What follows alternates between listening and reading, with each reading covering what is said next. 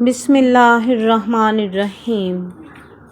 جشن عید میلاد النبی مصطفیٰ صلی اللہ علیہ وآلہ وسلم۔ پھول عبداللہ کا مہکا انوکھی شان سے، بت پگھل کر رہ گئے، خاروں کو چکر آ گئے۔ مانگی جاتی ہیں مدینے میں دعائیں خاموش، آپ کے شہر میں چلتی ہیں ہوائیں خاموش۔ اذان سنتے ہی جو مسجدوں میں آ جائیں، مشن نبی کا وہی کامیاب کرتے ہیں۔ آمنہ کے لال سے شمس و قمر شرما گئے، روشنی پھیلی فضا جھومی، محمد آ گئے۔ میرے پیارے نبی صلی اللہ علیہ وآلہ وسلم کی آمد، سرکار کی آمد، مرحبا مرحبا۔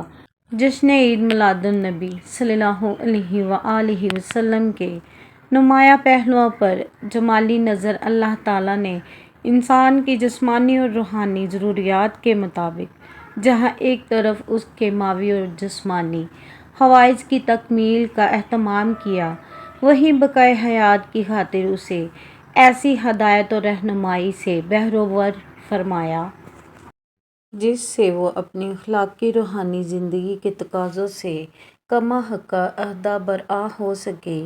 قافلہ رشد و ہدایت کا وہ نورانی اور روحانی سفر جس کی ابتدا بنی نوع انسان کی جد امجد حضرت آدم علیہ السلام کی افرینش سے ہوئی، یکے بعد دیگر مختلف انبیاء کرام علیہ السلام کے زمانوں سے گزرتا ہوا بھٹکی ہوئی نسل انسانی کو راہ ہدایت سے ہمکنار کرتا رہا، لیکن گمراہی اور ضلالت کے گھٹاٹوپ اندھیروں میں تاریخ انسانی پر ایک ایسا وقت بھی آیا جب تہذیب و تمدن کا نام بھی باقی نہ رہا اور ظلم و بربریت کے شکنجوں میں جکڑی انسانیت شہنشاہیت اور جبرانہ امریت کے دو پاٹوں کے درمیان بری طرح پسنے لگی۔ جب تاریخ انسان کی طویل ترین رات اپنی ہیبت کی انتہا کو پہنچ گئی تو قانون قدرت کے مطابق ظلم شب کے دامن سے ایک ایسی صبح درخشاں طلوع ہوئی جو قیامت تک کے لیے غیر فانی اور سرمدی اجالوں کی نقیب بن گئی۔ بلاد حجاز کی مقدس فضائیں نعرہ توحید کی صداؤں سے گونجنے لگیں۔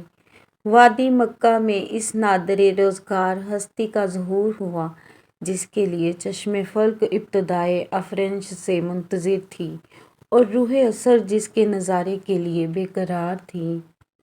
سرور کائنات صلی اللہ علیہ وآلہ وسلم کی ذات ستودہ صفات نے اس خاکدان کا مقدر بدل ڈالا، انسانی تہذیب و تمدن کے بے جان جسم میں وہ روح پھونک دی جس سے تاریخ انسانی کے نئے دور کا آغاز ہوا۔ محسن انسانیت صلی اللہ علیہ وآلہ وسلم کے وجود اقصد میں حسن جمال عیسوی کے جملہ مظاہر اپنی تمام تر دل آویزیوں اور رونائیوں کے ساتھ یوں جلوہ گر ہوئے کہ تمام حسینان عالم کے سراپے ماند پڑ گئے اور شاعر کو بے اختیار کہنا پڑا: ظفر کتابہ قدم ہر کجا کی می نگرم، کرشمۂ دامنِ دل می کشد کہ جا اجاست۔ میلاد مصطفیٰ صلی اللہ علیہ وآلہ وسلم کی اس صبح اولین سے اب تک 14 صدیوں سے زیادہ کا عرصہ بیت چکا ہے، لیکن آج بھی جب اس عظیم ترین ہستی کے پردہ عالم پر ظہور کا دن آتا ہے تو مسلمانان عالم میں مسرت کی لہر دوڑ جاتی ہے۔ ماہ ربیع الاول کا یہ مقدس دن اتنی صدیاں گزر جانے کے بعد بھی نوید جشن لے کر طلوع ہوتا ہے اور مسلمانوں کا یہ سواد اعظم اس روز سعید کو بڑھ چڑھ کر منایا جاتا ہے۔ ذیل ہم جشن میلاد النبی صلی اللہ علیہ وآلہ وسلم کے مختلف پہلوؤں پر ایک جمالی نظر ڈالیں گے تاکہ عمرانی تناظر میں اس کا کوئی گوشہ ہماری نظر سے اوجھل نہ رہے۔ میلاد النبی جسے 12 ربیع الاول بھی کہا جاتا ہے، 12 ربیع الاول کو منایا جاتا ہے۔ یہ ربیع الاول اسلامی قمری تقویم کا تیسرا مہینہ ہے۔ یہ مقدس مہینہ مسلمانوں کے لیے خاص اہمیت کا حامل ہے۔